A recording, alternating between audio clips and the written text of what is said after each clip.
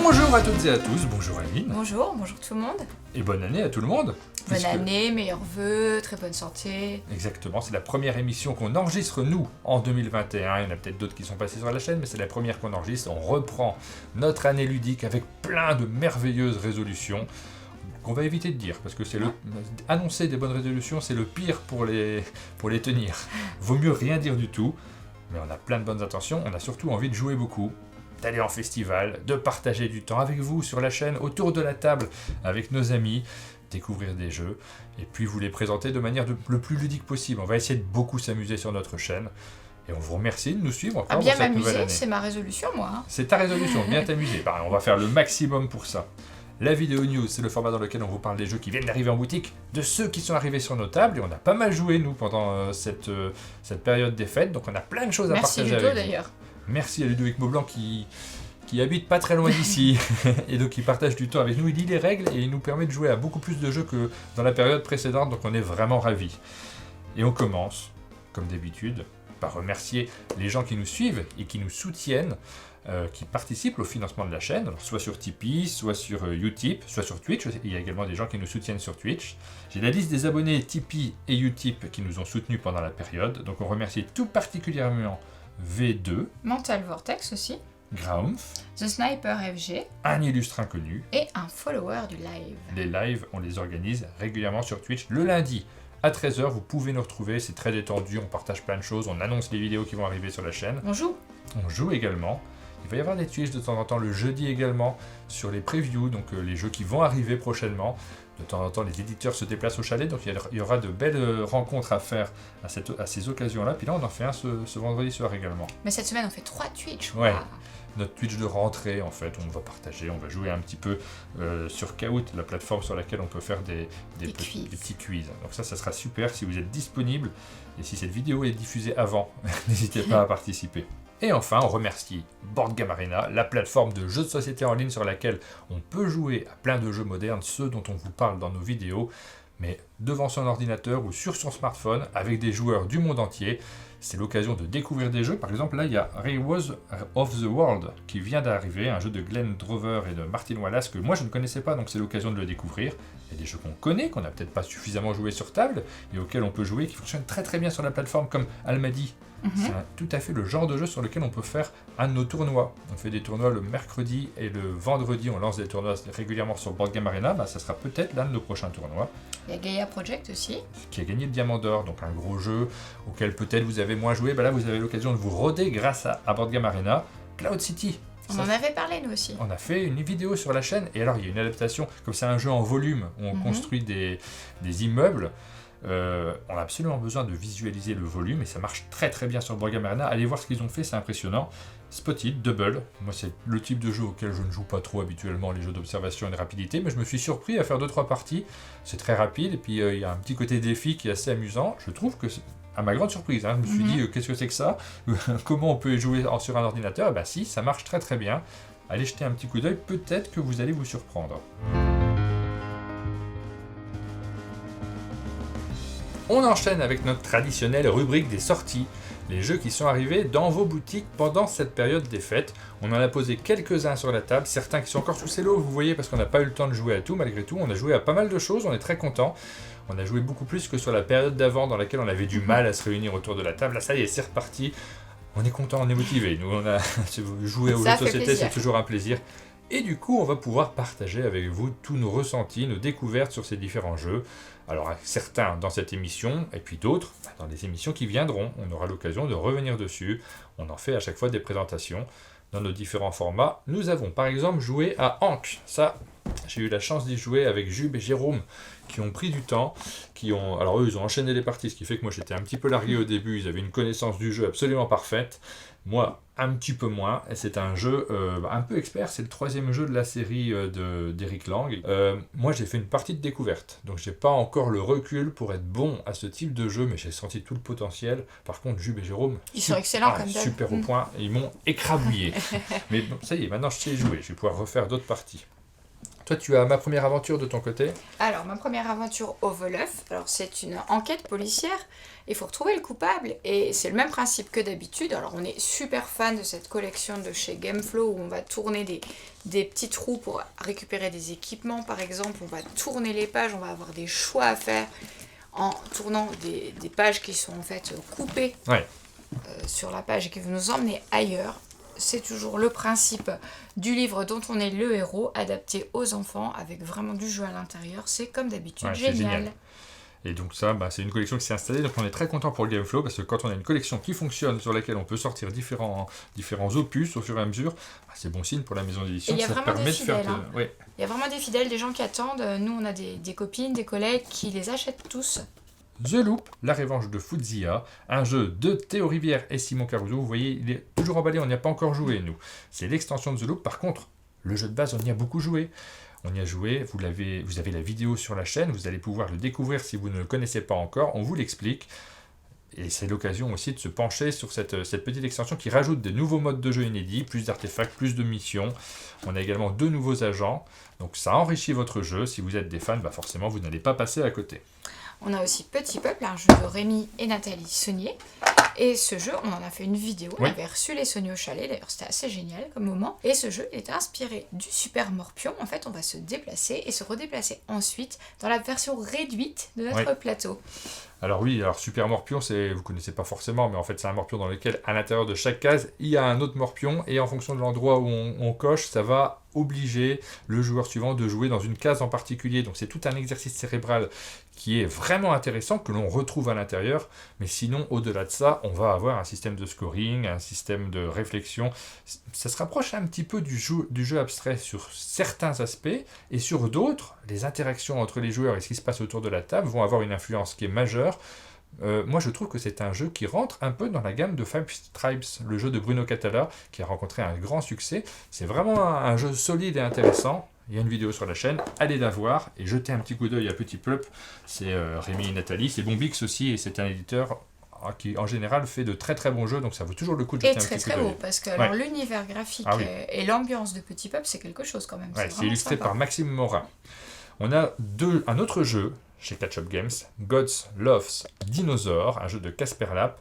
Alors là, c'est une francisation d'un jeu qui existait également en anglais déjà auparavant, dans lequel on va étendre sa colonie de dinosaures.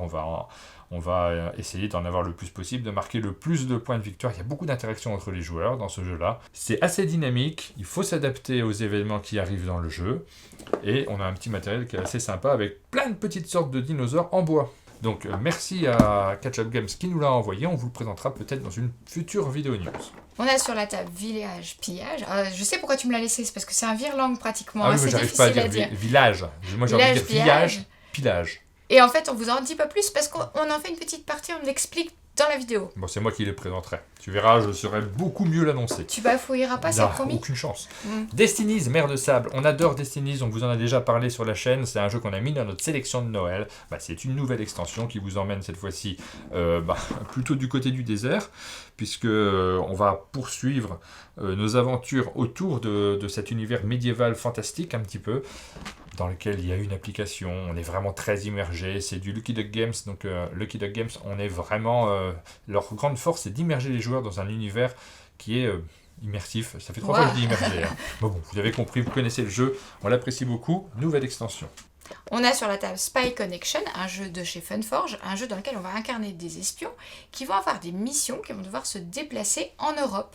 Oui. Et ça a un petit côté un peu aventurier du rail, il va falloir capitaliser un petit peu ces déplacements.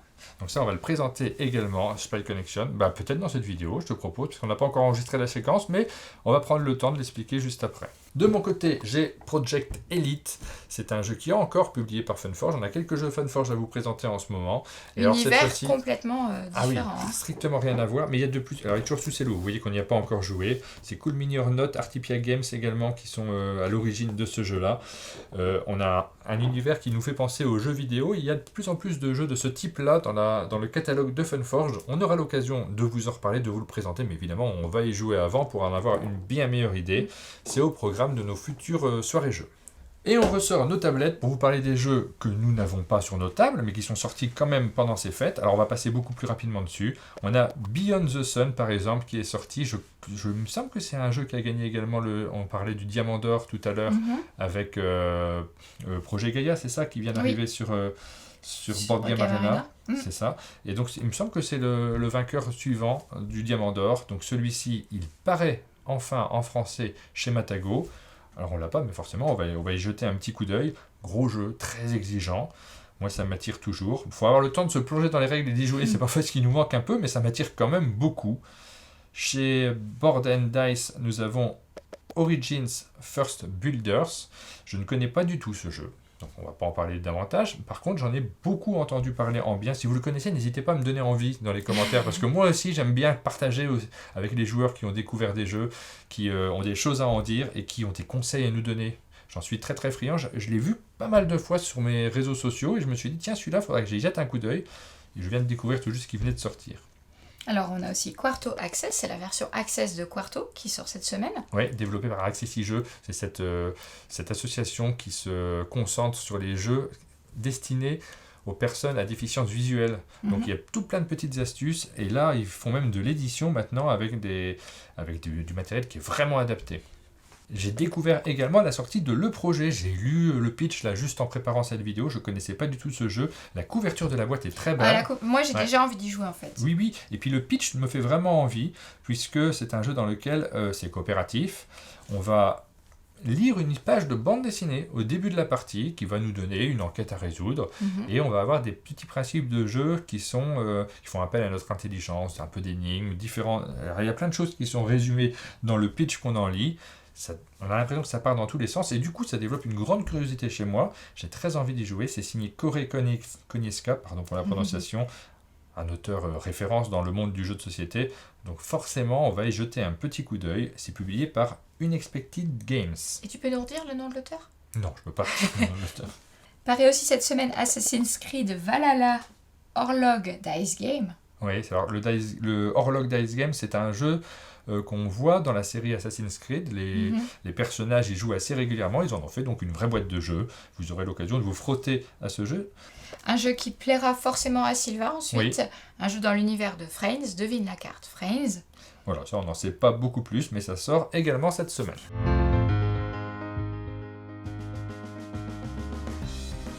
On vous présente une gamme de chez Ravensburger, une gamme de petites enquêtes qui ont la particularité d'être des enquêtes sonores.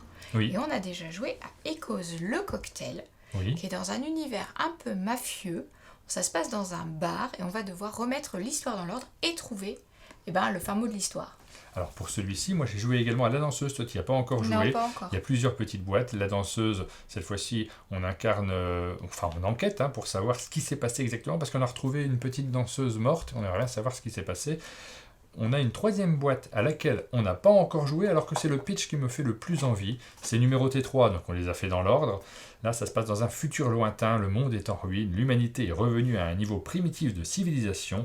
Suite à un mystérieux événement, l'éclipse, on doit écouter les traces du passé et tenter de découvrir ce qui a provoqué l'apocalypse. Donc ça, ce thème-là, moi, il me plaît. Ça, c'est ton thème et ça, c'est mon thème, on a l'impression. Mais je pense que La Danseuse, tu vas prendre plaisir à y jouer parce que c'est un petit univers, c'est un univers quand même qui est assez sympathique. On va vous résumer le jeu, on va vous l'expliquer très rapidement. C'est un jeu dans lequel on écoute une histoire, comme tu l'as dit. On écoute une histoire avec une application. Donc il y a des acteurs qui se sont investis sur ce petit jeu-là pour raconter des scènes, vraiment avec du bruitage, avec tout ce qu'il faut derrière pour qu'on soit dans l'ambiance. Et ces scènes, nous allons devoir les remettre dans l'ordre pour essayer de retracer le fil conducteur. C'est à la fois un jeu d'enquête, mais c'est surtout une sorte de puzzle sonore. Il va falloir essayer de remettre dans l'ordre, un peu comme un exercice sur les images séquentielles, sauf que cette fois-ci, nous à l'école, c'est quelque chose qu'on fait souvent. Toi, t'as été instit, non ? C'est oui, pas ça ?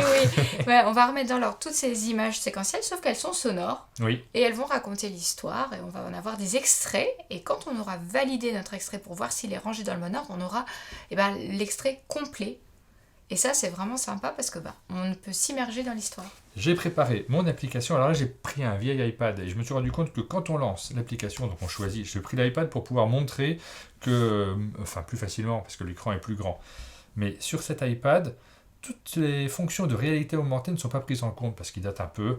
En général, vous allez utiliser votre téléphone, c'est beaucoup plus simple, sachant que les joueurs n'ont pas besoin de le regarder. Ils n'ont pas besoin de regarder le téléphone, c'est juste le son qui est pris en compte, donc peu importe le fait que l'image soit grande ou pas, ça ne sert strictement à rien. Sur un téléphone moderne, on peut scanner les cartes et avoir directement le son que l'on écoute et qui nous permet de jouer à l'histoire. Si jamais vous avez un vieil appareil, pas de problème en fait, il y a des petits numéros sur les cartes, simplement il ne pourra pas faire la reconnaissance avec l'appareil photo. Mais ici, on a des petits numéros qu'on peut rentrer, c'est un petit code, donc par exemple celui-ci c'est YFH, si je rentre dans l'application c'est exactement pareil, ça va peut-être même plus vite, hein. Ah Mais d'accord, bon, ok, on peut jouer comme ça pour aussi. l'immédiateté, c'est plus simple de prendre un téléphone, donc je range mon iPad. Le cocktail, on va déjà avoir un texte d'ambiance. Vous avez une petite histoire qui vous est racontée avec une musique Pendant la d'ambiance. Prohibition. Depuis des années, l'inspecteur Tony G traque le chef de la mafia italienne, Steve Manchetti. Bon voilà, Ce dernier semble toujours avoir une longueur d'avance sur la police. je Et vous passe personne ne sait ce test d'ambiance. Vous avez un texte qui vous raconte toute l'histoire. Et ensuite, le principe du jeu est très simple. Vous pouvez toujours réécouter des passages. Vous allez avoir différentes images, donc ces images-ci, qui montrent des chapitres. Donc, on a une série de chapitres, au total 6, dans lesquels on va avoir plusieurs petites séquences, 3 séquences qu'il va falloir associer. Mais on ne sait pas quelles séquences sont à associer avec quel chapitre. Ce que l'on va faire pour jouer à ce jeu, c'est donc scanner un élément, un début de chapitre. Donc par exemple, cette bouteille, je vais la scanner, je mets mon appareil photo juste au-dessus, j'appuie. Jim, comment t'as fait pour revenir si vite? Faut oser ça.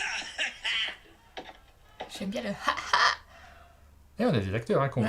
vraiment interprété. D'ailleurs, dans les commentaires, vous me direz si vous êtes d'accord avec moi, parce que j'ai cherché mais j'ai pas réussi à trouver, est-ce que la personne qui fait la voix de la barmaid, c'est la même personne qui double l'actrice Julia Roberts en français? Parce que j'avais vraiment l'impression.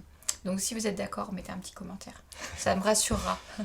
Et ensuite, donc, on a différentes petites séquences qui vont se rajouter et on va scanner les séquences, écouter ce qu'elles nous racontent et voir si c'est vraiment la suite de Jim qui revient, si ça résout notre enquête. Donc ça, on a entendu et je vais scanner une autre séquence. Donc par exemple, je mets mon téléphone au-dessus de cette balayette, j'écoute. N'empêche que ça soulage vachement. Et ça me soulagera encore plus quand je lui referai le portrait à Greg. Jim, ramasse ces bouts de verre avant de perdre un orteil. Ah, et Jim. Déjà, tu vois, il y a un rapport entre les deux. Donc nous, on a fait le scénario, on sait exactement quelles séquences vont avec quel passage. Mais vous allez donc écouter chacune des 9 premières images. On a déjà 9 images sur la table. Et quand vous aurez écouté, quand vous aurez résolu quelles séquences vont dans quel chapitre et dans quel ordre, vous allez pouvoir les mettre, les vérifier sur votre application et l'histoire va se reconstituer. Et on aura parfois des petites énigmes aussi qui se résolvent. C'est le cas dans celle-ci. Il y a, dans la première aussi, dans la première que j'ai faite, il y a une sorte de petits éléments surprenants qu'il faut essayer d'anticiper, qu'on peut s'amuser à trouver, parce que c'est pas aussi simple que ça. Il y a une astuce à chaque fois, en tout cas sur les 2 J'étais très premières. contente parce que j'avais trouvé, moi, celle du cocktail. Voilà, exactement. On vous a résumé très rapidement, on vous a pas fait écouter toutes les histoires. Vous savez maintenant si vous avez envie de vivre une expérience comme ça autour de la table, pour en revenir à ce qu'on en a pensé nous, pour vous donner la meilleure idée possible, je voudrais insister sur le fait que ça m'a pas paru très compliqué. C'est pas un jeu dans lequel il faut réfléchir pendant des heures. Finalement, on arrive à trouver les liens relativement facilement. Il peut y avoir des pièges, on peut se planter, très clairement, parce qu'il y a des éléments où on peut partir sur une mauvaise piste. Mais alors, en ce qui nous concerne, on ne s'est pas trop trompé. Je crois qu'on s'est trompé une On fois. s'est trompé qu'une fois, ouais. Ouais. Aussi, s'il y a une carte qu'on a mis dans la mauvaise histoire, si je me souviens bien, et puis après, on a tout de suite retrouvé derrière comment ça se constituait, mais c'est pas le cœur du jeu de résoudre. C'est vraiment d'écouter l'histoire, de la remettre dans le bon ordre et d'avoir la satisfaction éventuellement, comme tu l'as fait, de résoudre la petite surprise, le truc auquel il fallait penser. Bah, moi qui suis super fan de romans policiers, en fait j'ai vraiment adoré l'histoire, j'ai trouvé ça super sympa de pouvoir entrer dans l'ambiance et ce petit côté livre audio en fait qu'on remet dans l'ordre, ça m'a vraiment plu. En fait le jeu il est totalement fait pour moi et c'est pour ça qu'il rentre dans ma ludothèque. Très bien. Et vous voyez que vous avez un jeu sous cello. Bah oui, parce que l'éditeur Ravensburger, merci à lui, nous avait envoyé la première boîte en allemand. Donc on l'a fait avec la boîte allemande. On voulait vous le montrer en français. Donc il nous l'a renvoyé avec les 2 nouvelles boîtes. Comme il est sous cello, on va vous le faire gagner. Je te propose qu'on le mette dans la boîte mystère, dans la dernière partie de cette vidéo. Et vous allez pouvoir gagner l'exemplaire de La Danseuse. On vous le fait gagner. Donc c'est encore une bonne raison de participer à notre fil conducteur.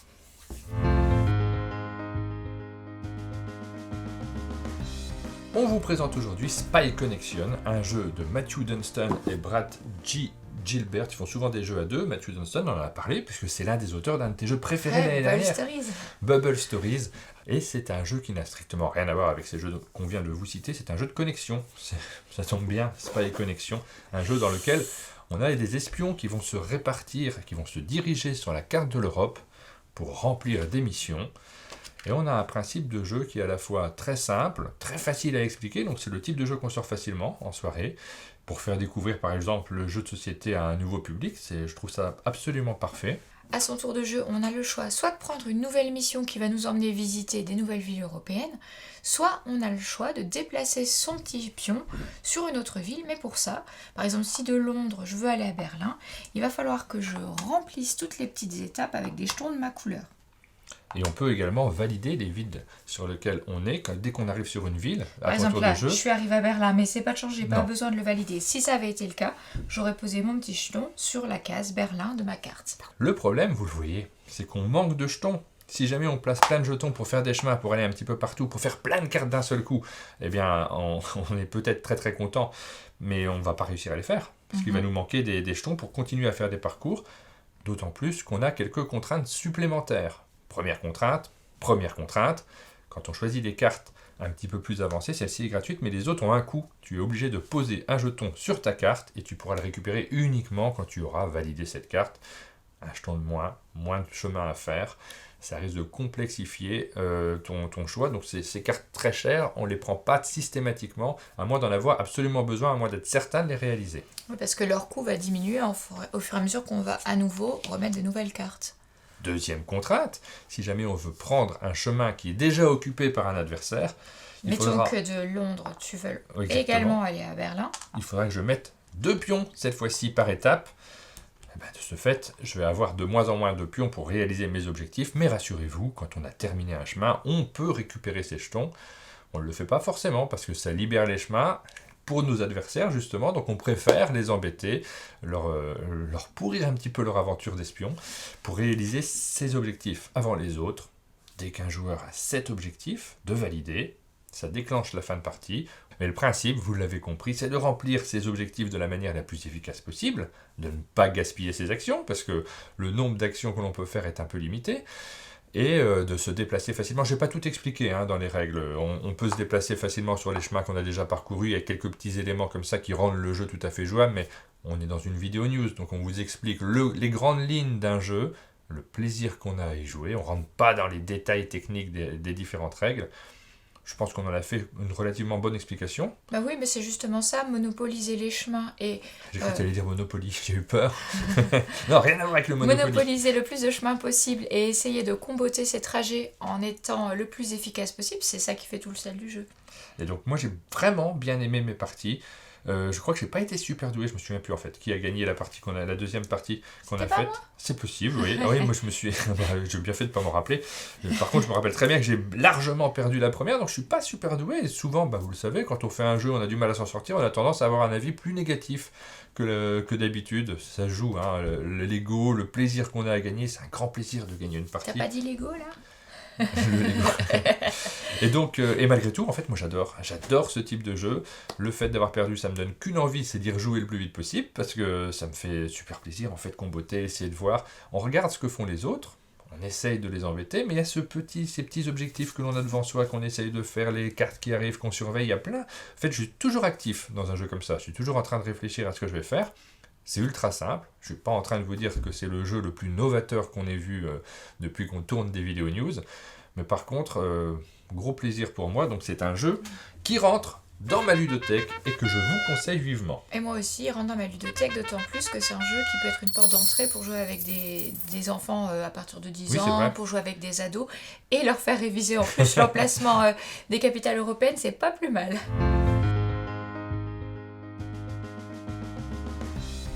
présente un jeu qu'on a ramené de Vichy. On Ouais. l'avait vu et il est tellement beau ce jeu, il nous avait fait envie. C'est un jeu de Phil Viscaro et de Amin Ramani. C'est un jeu pour les enfants de 2 à 4 joueurs à partir de 8 ans. Et c'est un jeu dans lequel on doit regarder par le petit trou de la serrure. L'idée est vraiment super chouette. Ça s'appelle Pas vu, pas pris. Et c'est un jeu qui est sorti en fin d'année dernière, donc on ne l'a pas présenté à ce moment-là. On a un petit peu de retard sur certains jeux, c'est pas grave. Nous, on y a joué maintenant, donc on vous le présente maintenant. Il est toujours disponible en boutique. Il y a à la fois un petit côté cache-cache, on a des petits fantômes, nous allons les cacher, mais un petit côté stratégique aussi, parce que ces fantômes qui sont d'un côté du plateau doivent rejoindre l'autre côté de notre plateau. Donc il va falloir bien calculer pour les emmener de l'autre côté. Au début du jeu, nous allons avoir des cartes que l'on va tirer, que l'on va distribuer aux joueurs. Toi, par exemple, tu as la carte 8, moi, j'ai la carte 6. Avec cette carte-là, tu vas avoir la possibilité de déplacer quelques-uns de tes fantômes, de 8 cases au total. Donc, par exemple, tu pourrais choisir ton gros fantôme et l'avancer de 1, 2, 3, et puis un autre, l'avancer de 5 cases, et essayer de les emmener de l'autre côté. Mais forcément, il faudra faire des étapes, et il va y avoir un tour de jeu dans lequel les fantômes pourront être observés. Et faut pas les voir. Si jamais un joueur les voit en regardant par le trou de la serrure, ce fantôme retourne au début. Et comme le but c'est d'en ramener le plus possible de l'autre côté du plateau pour marquer des points de victoire, on essaye de les cacher. Et c'est la raison pour laquelle sur ma petite carte, moi j'ai 6, donc je vais moins me déplacer, mais par contre j'ai la possibilité de déplacer un meuble parmi 2. Donc par exemple ce gros meuble derrière lequel je peux peut-être cacher un fantôme, ou alors cette desserte, où je peux me cacher également. Oui. Donc je le place où je veux. Je peux même faire grimper sur autre chose pour me faire une belle cachette pour mes différents fantômes. Ça va m'aider un petit peu dans ma partie de cache-cache. Il y avait des jeux de cache-cache, comme Vite Cachons-nous, qui est plus accessible, qui va se jouer avec des enfants plus jeunes. Celui-ci, il y a un petit peu de stratégie. Il y a quelques mécaniques, comme les mécaniques de cartes, comme les mécaniques de déplacement. Et puis, il y a cette fameuse serrure, cette porte avec une serrure, qui ajoute un petit côté magique quand même. Ouais, le matériel est magnifique, enfin, il n'y a pas que la porte. Regarde, je te propose d'essayer. J'ai 6, donc moi je pourrais choisir mon gros fantôme, il vaut 3 points si je l'emmène de l'autre côté, donc j'ai peut-être intérêt à le sortir. Donc je vais faire ce que je t'ai dit, je vais le mettre ici, 1, 2, 3, 4, 5. Ouais, j'ai quasiment fait tous mes déplacements avec le gros fantôme. Je le mets là, et j'ai le droit de déplacer ce meuble. Je vais essayer de cacher mon gros fantôme. Bon. Mais vraiment, ça va le cacher, ça? Ouais, je suis pas sûr. Ça va dépendre de d'où est... Non, mais elle va bouger la porte, elle va pas rester là. Et après, j'ai encore un déplacement, donc je vais déplacer un fantôme de taille moyenne d'un. On va le mettre dans la même ligne. Voilà. Et toi, tu as 8, donc tu peux déplacer comme tu veux, mais tu n'as pas le droit de bouger les meubles. 1, 2, 3, je vais me mettre là. Et puis 4. 5. 6, 7, 8. Ok. Donc tu t'es pas trop caché derrière les meubles pour l'instant. J'ai vraiment essayé de le faire pourtant. Mais ensuite, on va lancer le dé pour savoir où la porte à serrure va se déplacer. Alors c'est selon l'ordre des joueurs, je te propose de le faire, je suis sympa, mais tu vas déplacer le dé où tu veux, mais sur une porte numéro 2. Donc ça peut être là, ça peut être là, ou ça peut être là, tu peux pas rester sur le même côté. Ah, je suis obligée de déplacer, d'accord. Ouais. 2... Je vais la mettre là. Bah oui, forcément. Et là, c'est pas super pour moi, j'ai l'impression. Ensuite, on regarde par le trou de la serrure, et par le trou de la serrure, on ne voit pas tout, mais j'ai peur que ta porte, tu l'aies pas suffisamment bien placée pour toi non plus. Donc tu peux te pencher. En fait, moi, dans le trou de la serrure, je vois tous les fantômes. Alors, je vois pas celui-là, le petit qui est là. Mais ce gros-là, celui-ci et celui-ci, tu le vois aussi, si tu bouges la tête. D'accord, tu balayes. Ah bah évidemment. Donc en fait, tu n'as pas forcément intérêt à virer tes 3 fantômes également. Peut-être qu'il y avait moyen de jouer un petit peu mieux. Je ne sais pas si tu as vu, mais regarde, tu aurais pu cacher un de tes fantômes sous le piano. C'était un peu mieux comme cachette. Il y a quand même des éléments. Il y a cette desserte aussi dans laquelle on peut rentrer un des fantômes. Donc comme calcul, des fois, on essaie de prendre en compte ces différents éléments pour essayer surtout de les faire avancer. Effectivement, la porte placée là, tu trouvais facilement les miens. Mais plus difficile, mais facilement les tiens aussi. Alors oui. Mais en fait, j'étais partie dans l'idée que c'était vraiment un axe assez... Non, je précise qu'Aline n'a pas encore joué au jeu. Moi, j'y ai joué, mais pas toi. Non, en fait, c'était prévu pour une séance de petits testeurs qui, en raison du Covid, a été annulée. Et donc, la séance d'après, on avait autre chose de prévu. C'est reprogrammé à la toute prochaine séance. Et nous avons d'autres cartes que vous pouvez ajouter après votre première partie qui va vous donner des contraintes au début de chaque tour. Il va y avoir des contraintes particulières qui vont se rajouter. de type, par exemple, il y en a une qui nous oblige à mettre la porte d'un côté, mais également de l'autre côté. Donc là, il faut tout prendre en compte. Voilà, c'est un jeu de cache-cache, c'est un jeu quand même qui demande un tout petit peu de stratégie, mais c'est de la stratégie d'ambiance, c'est de la stratégie fun. Et un petit peu de représentation dans l'espace, j'ai l'impression. Oui, et avec ce petit côté magique de la serrure, du miroir aussi, qui va rentrer en compte, parce que dans le reflet du miroir, on peut apercevoir certains des fantômes. Ça s'appelle Pas vu, pas pris. Un nom qui semble bien choisi, je trouve. Exactement, et c'est déjà disponible en boutique.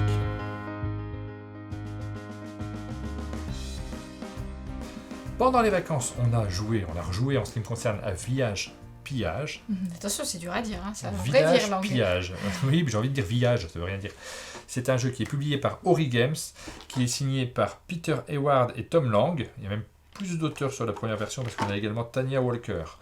Alors ça, c'est la première version qui est parue il y a un petit moment déjà. On a une nouvelle boîte à l'abordage qui vient de paraître il n'y a pas très très longtemps. Et c'est un jeu qui... alors il y a plusieurs modes à l'intérieur, mais c'est vraiment un jeu dans lequel les interactions sont fortes. Oui. Et le mode le plus connu, j'ai envie de dire, c'est celui qui se joue de 3 à 5 joueurs. Vous pouvez également y jouer à 2 joueurs. C'est marqué sur la boîte, il y a une petite différence de règles, ça se joue très bien. Petite variante. Ouais, c'est une petite variante, mais ça fonctionne très bien également.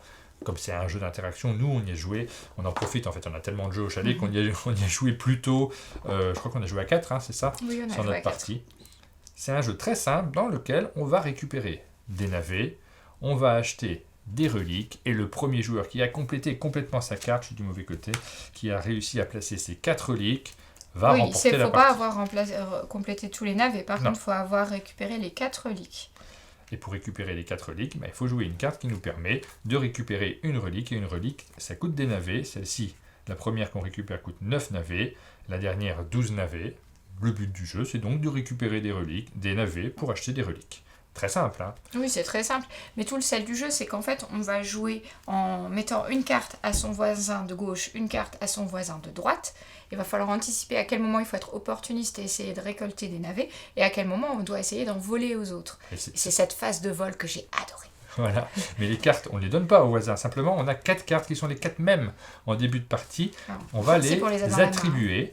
On va les poser donc par vers chaque voisin. Par exemple, moi j'aurais joué ça contre toi, et pour le voisin, j'aurais joué aussi ça. Et si on joue à 2 joueurs, c'est pas tout à fait le même système, je vous le dirai après, mais c'est un petit peu différent. Mais là, forcément, on sait qu'on doit mettre une carte d'un côté et une carte de l'autre côté, donc on va se douter qu'une même carte peut pas être des 2 côtés. Certaines sont des cartes d'attaque, donc on va pouvoir essayer de deviner. Il y a une partie de guessing, c'est le terme qui est attribué à ce type de jeu, qui signifie qu'on essaye d'anticiper les choix des adversaires pour les contrer. Car sur chacune de nos cartes, nous avons un effet, celle-ci est très simple, on gagne 3 navets. Quelle que soit la couleur de ce qu'a posé l'autre. Exactement, vous voyez les petites couleurs ici à côté, ça correspond à ce que l'autre a joué. Toi, tu voles 4 navets, mais uniquement si j'ai joué une carte verte ou une carte jaune. Et il y a un ordre.